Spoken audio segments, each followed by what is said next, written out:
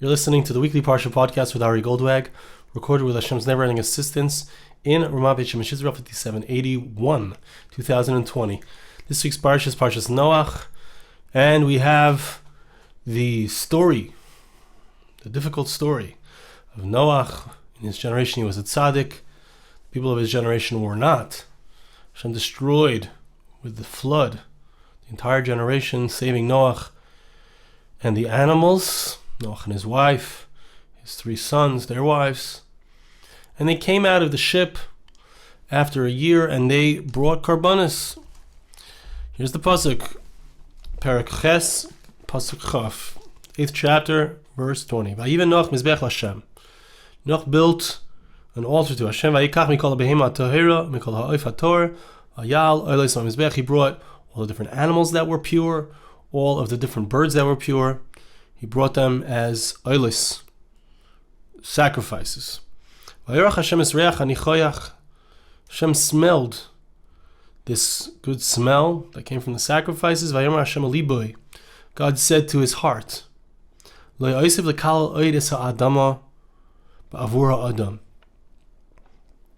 will not continue to bring about this curse on the earth because of the person. The way of a person, the inclination of a person is evil from his youth. I'm not going to destroy all of the living creatures as I have done. And the pasuk in verse 22 says, This is a verse I want to focus in on, and on the Medrash that speaks about this verse. All of the days of the earth, Zera v'katzir, there shall be planting and harvesting. V'kor v'chaim, there shall be cold and heat.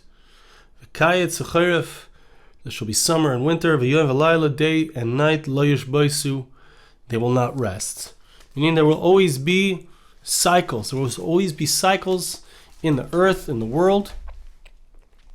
Hashem promised that even though, according to one explanation of the Medrash, even though the cycle stopped during the Mabul, during the flood, but the cycles would forever continue. That was the promise Hashem made, and He wouldn't destroy the world. He wouldn't stop all of the cycles. He wouldn't allow such great destruction to occur again.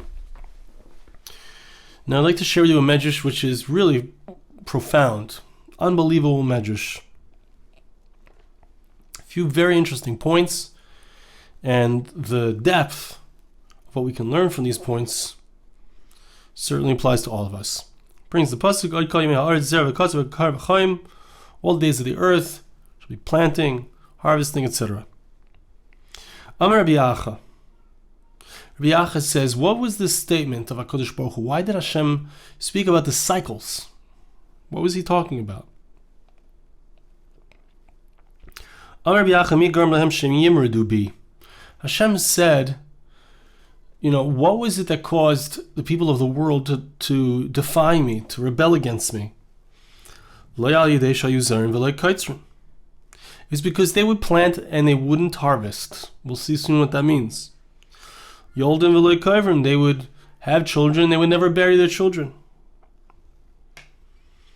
From now on, we're going to have planting and harvesting, and we're going to have people who, chas v'shalom, heaven forbid, bury their children. What is the idea of this? What is the idea here? So I'm actually going to read the Medrash out of order, because the second part of the Medrash, I'm going to come back to something in the middle soon. The second part of the Medrash explains the first part. It says here, the same statement.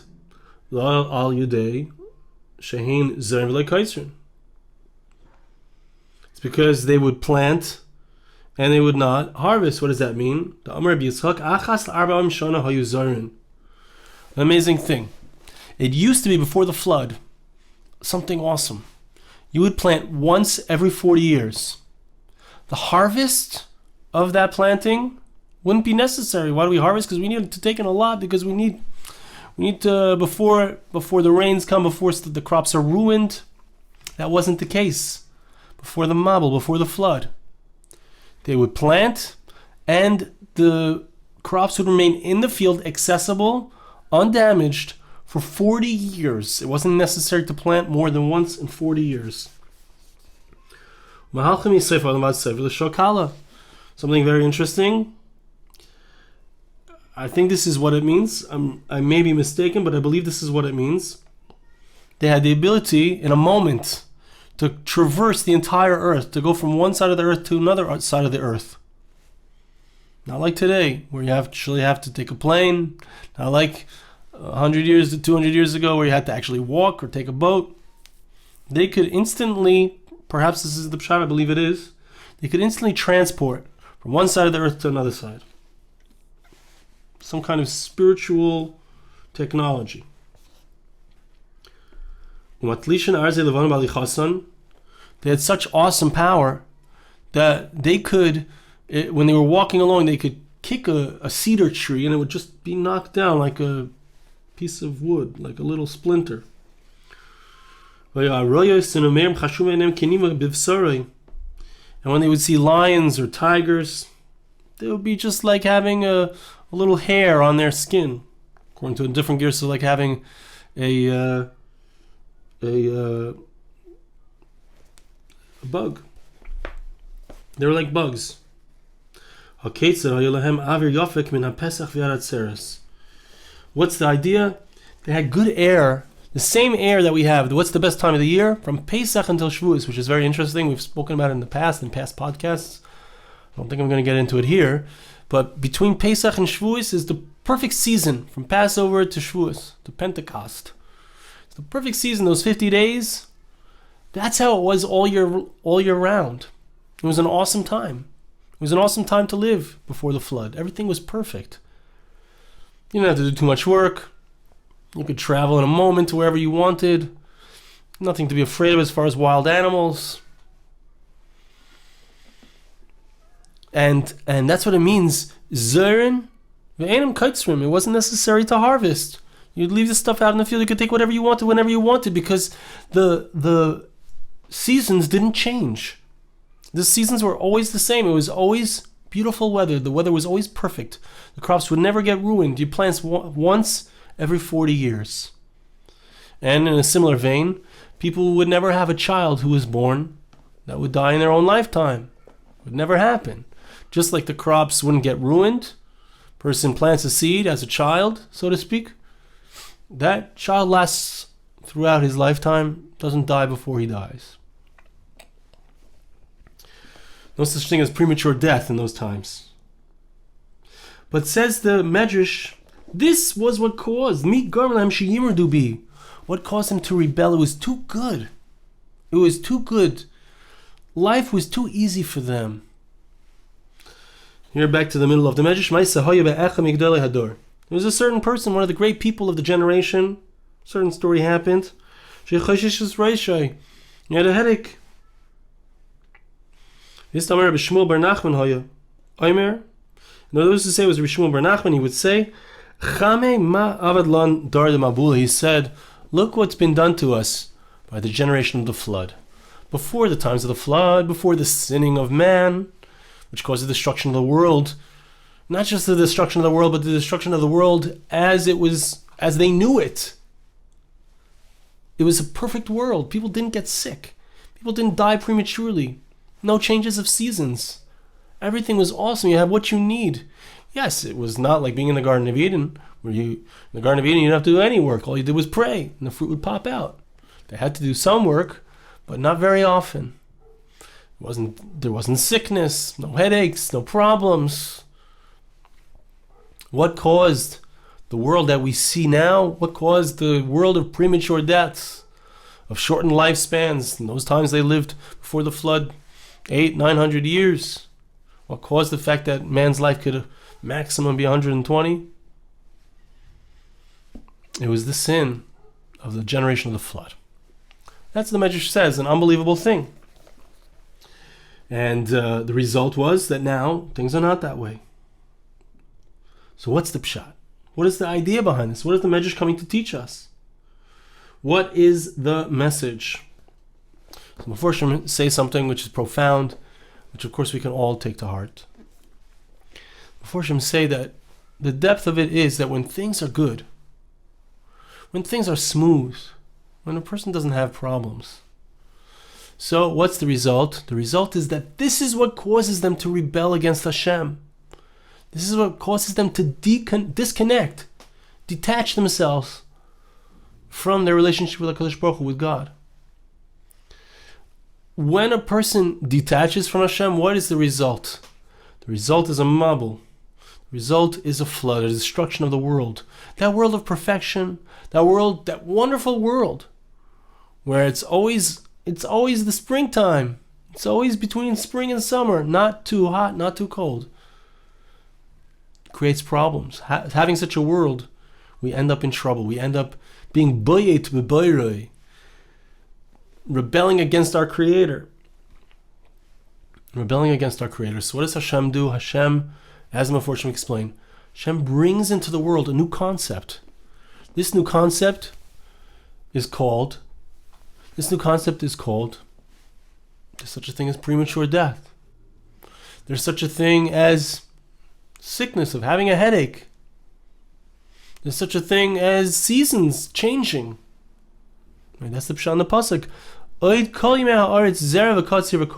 Now they'll be planting and they'll be harvesting.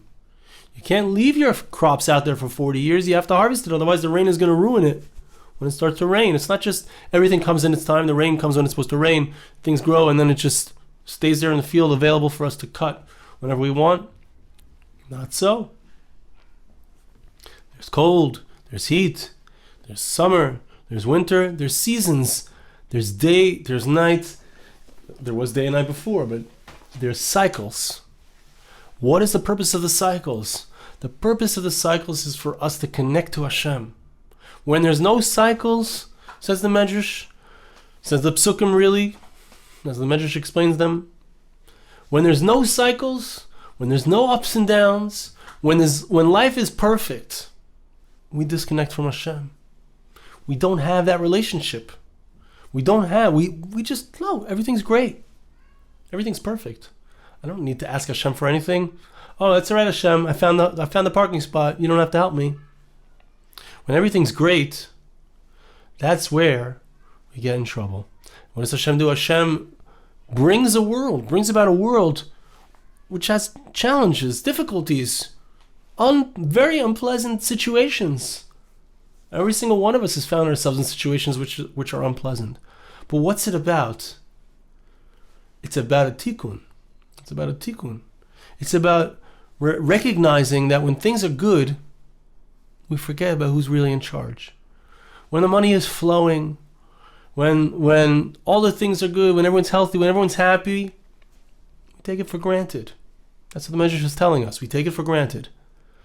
But what does Hashem do? Hashem wants us to wake up, and that's the purpose of the challenges. That's the purpose of the sicknesses. That's the purpose of the viruses, the pandemics. That's the purpose of challenges, of cycles. It's important to remember. It's very interesting, before the pandemic, so it's known that one of the previous presidents, the one who was a president from the year 2000 to 2008, so he had his staff constantly alert and aware of the fact that there could be a pandemic. Why? Because it's known that every 100 years, this kind of thing that happens. 100 years ago, there was a pandemic, the Spanish flu, and here we have it again with Corona. There are cycles in the world. How could they know that every 100 years something like this happens? Hashem imbued into nature. There's planting and there's harvesting. There's cold, there's heat. My Rosh Hashiva, Rabbi Per mentions often, I've heard it often because I've heard some of this shiur more than once, but it used to be, when he was young, they were afraid that there was going to be an ice age that was approaching. The weather pattern seemed to be heading towards cold. And now they're talking about, global warming. Maybe it's getting cold, maybe it's getting hot, maybe it's our fault, maybe it's not, maybe it's a cycle. But the bottom line is that the cycle, what's the purpose of the cycle? What's the purpose of the up and down? What's the purpose of the challenges, the difficulties, the sicknesses in the world? The purpose of it is for us to daven to Hashem, to reconnect to God, to reconnect to HaKadosh Baruch Hu. That's what Noach does here. Why is it that the first thing that he does, as we saw at the beginning of the podcast, is that he brings a korban, he brings a sacrifice? Why does he do that? It could be we could say, I'm just thinking about this as we speak. It could be that we could say, why is he bringing the sacrifices? Because he recognized that this destruction was caused by a disconnect from HaKadosh Baruch Hu.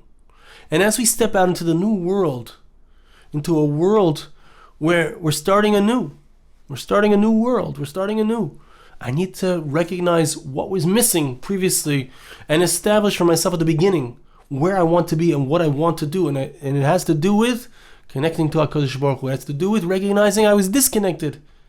And now I need to start a new world with sacrifice. With a sacrifice.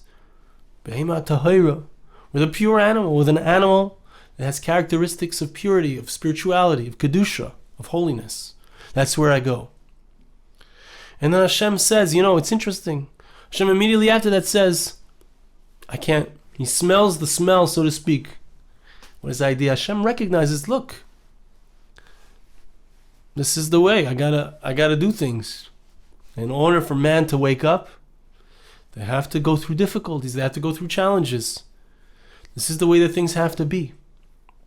So Hashem says, I'm not going to cause such massive destruction. I don't need to cause such massive destruction of the whole world. I'm going to make a system where there's ups and downs, where there's sowing and reaping, where there's summer and there's winter, where there's hot and there's cold, and there's day and there's night, and the cycles go up and the cycles go down. That's how we experience life. In our relationships with others, sometimes we're in love, sometimes we're not in love. Sometimes we need to be committed to our love in order to remain in love. That's what this Medrash is teaching us. And that's the lesson, I believe, that I take out of this Parsha, and I think it's so deep and so powerful and so important.